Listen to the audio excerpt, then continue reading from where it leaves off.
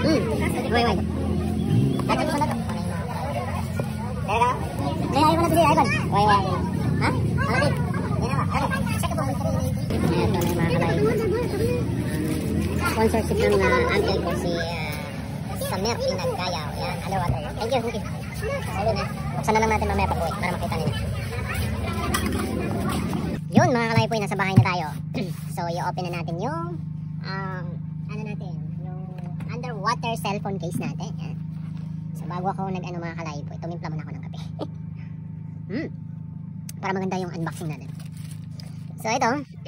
Yan.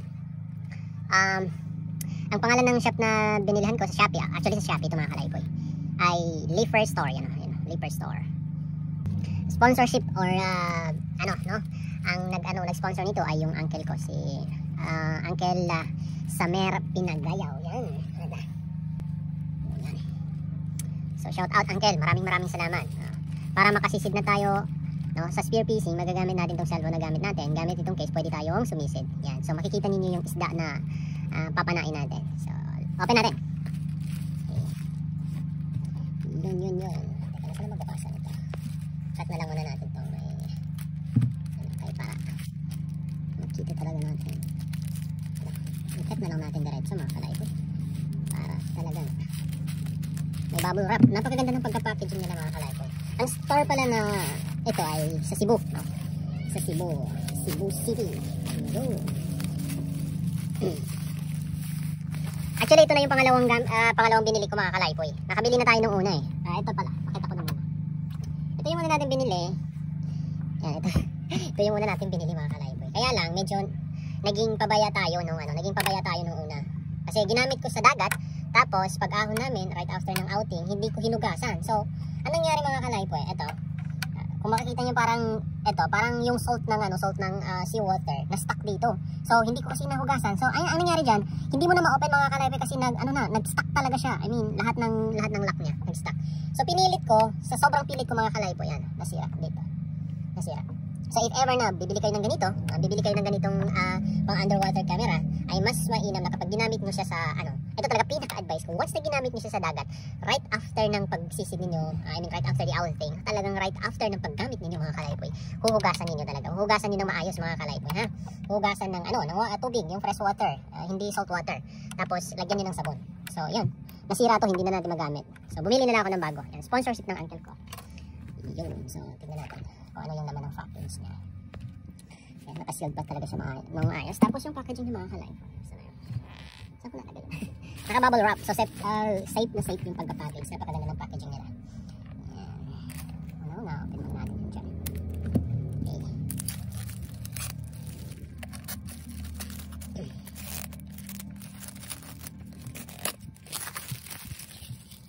Okay.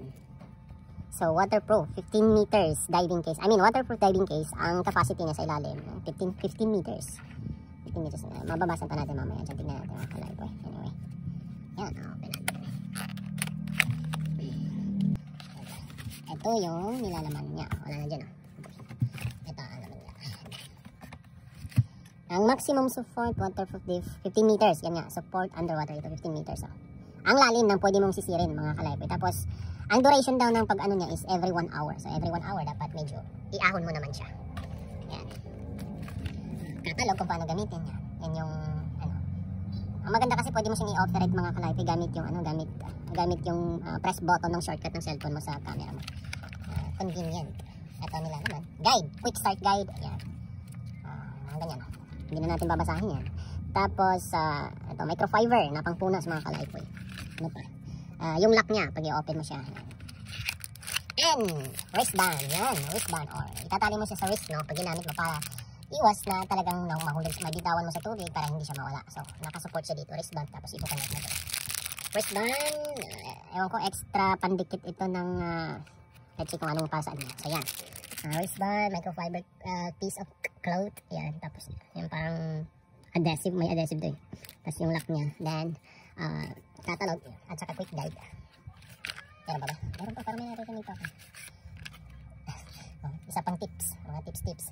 Ang tips, ito para dito. If in case na gusto mo lalagyan mo yan.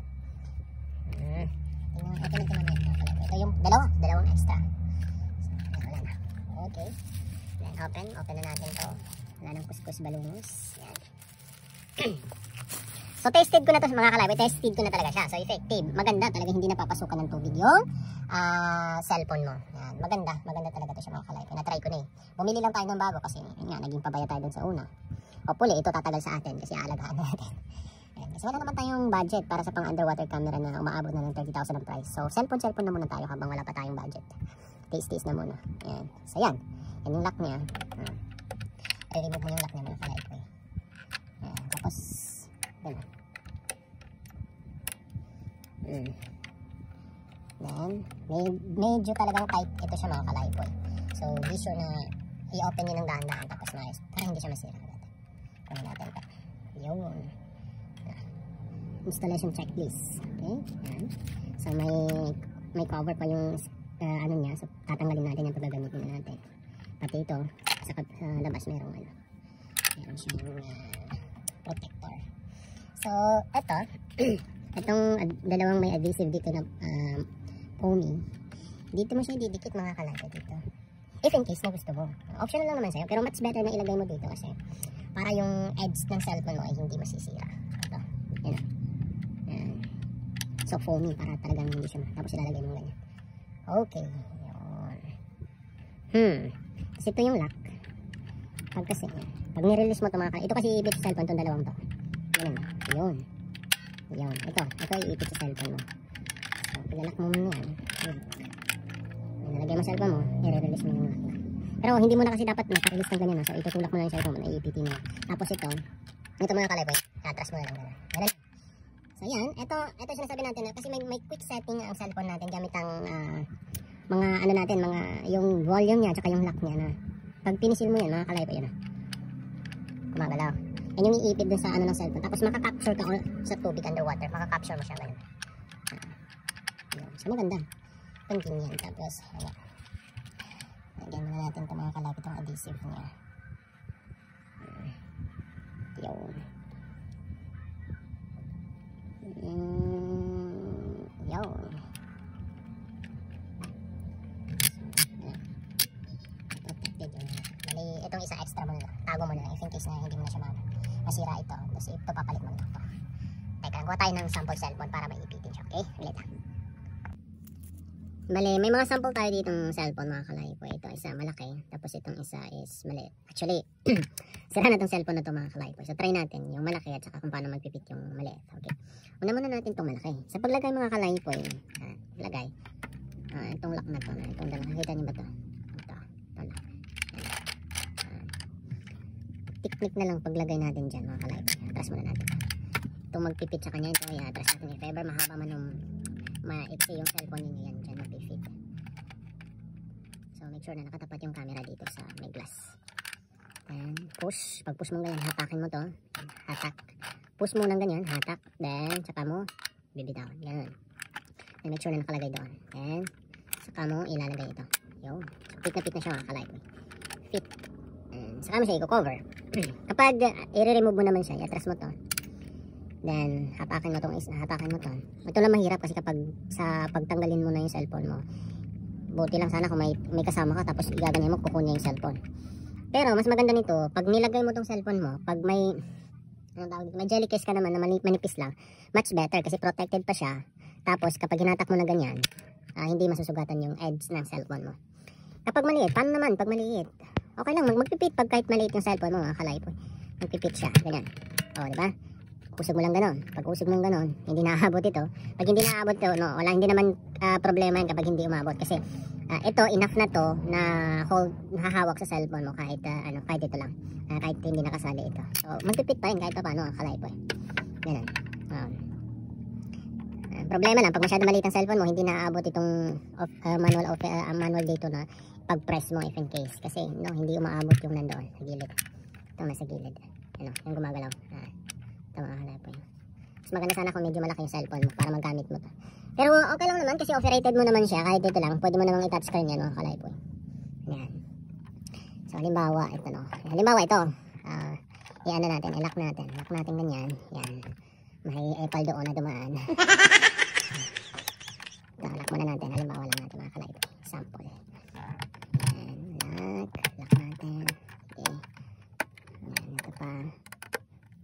So, nalock na natin mga kalaypoy. Bale, kapag masyadong malayo yung cellphone, hindi mo siya mapindot kasi medyo malayo. Halimbawa lang, ha? Halimbawa lang, na ano man na, nalagay mo na yung cellphone mo. Tapos, medyo malayo kasi nga, may hangin, may na-intact na hangin. Luluwagan mo to ngayon mga kalaypoy. Luluwagan mo to. Yan, luluwagan mo yan. Tapos, yun, di ba? Na lumapit na yung ano, malapit na dun sa screen ng cellphone mo. So, pero make sure na pag niluwagan mo yan, may babalik mo kasi kapag nakalimutan mo tapos sumisid ka bigla, automatic papasukan ng tubig yung cellphone mo. Masisira yung cellphone mo, mga kalaypoy. So, ingatan mo lang siya na makalimutan mong i-lock ulit pag sumisid ka na. Yan, ganyan. If ever naman na yung cellphone mo masyado talagang manipis, kahit may ano na, kahit may case na yung cellphone mo, may jelly case na siya, lagyan mo na lang siguro ng ano dito sa ilalim para kahit paano kumibabaw dito maabot ng kamay mo yung screen ng cellphone mo para ma-operate mo pa rin siya. So, ganun lang mga kalaypoy. Nga, tips ko sa inyo, once na ginamit niyo siya sa seawater or sa dagat, automatic, right after mong gamitin, hugasan mo ha. Kasi masisira. Yan. Okay. So, saan ginagamit ito mga kalaypoy? Ginagamit ito pag ano, i-remove mo yung lock. Ganun.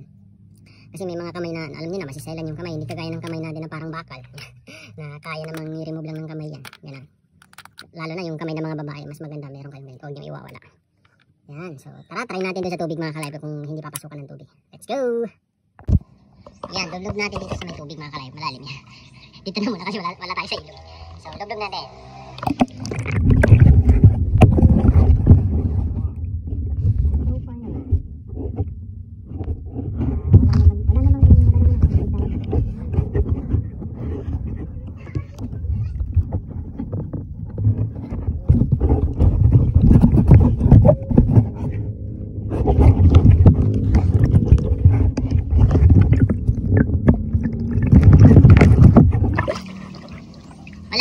Wala namang hindi naman pinapasukan ng tubig mga kalaypoy. So, ibig sabihin, goods naman yung nakuha natin na item. Yan, goods. Goods.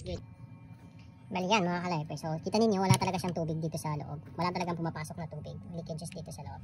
Yan yung kagandahan sa kanya, talagang secured yung cellphone niyo. Yun lang, advice ko sa inyo mga kalaypoy, once na gamitin nyo sa dagat, right after nyo gamitin, hugasan nyo. Huwag nyo nang baka sabihin nyo, pag-uwi na lang. Hindi, right after talaga ng paggamit niyo, hugasan niyo na lang. Kasi talaga masisira yung lock niya. Pag nasira yung lock niya mga kalaypoy, wala na.